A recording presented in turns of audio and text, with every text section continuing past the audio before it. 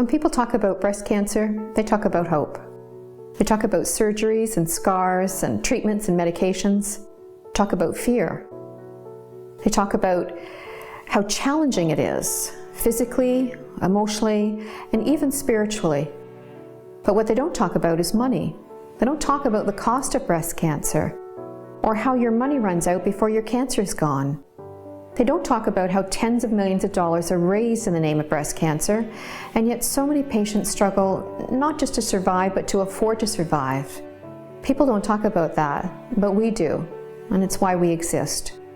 At the Canadian Breast Cancer Support Fund, we provide the short-term financial assistance patients need to focus simply and solely on fighting their disease.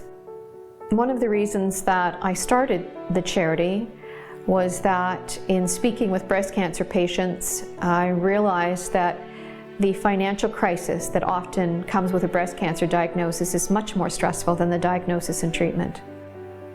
For a lot of women, they'll say, you know, I can get through this, I can do it, I can manage it, but I just don't know how I'm going to keep a roof over our heads while all of this is going on. That's where the stress comes in. And that's really for me, that was the driver. That was the inspiration that you know, you could do something about that. You can't do something about the stress they might feel about whether or not they'll live long enough to see their children graduate from high school and all of those things. That's sort of out of our control. But what is in our control is to really help them with something that's very practical and manageable so that they can, you know, focus on getting well.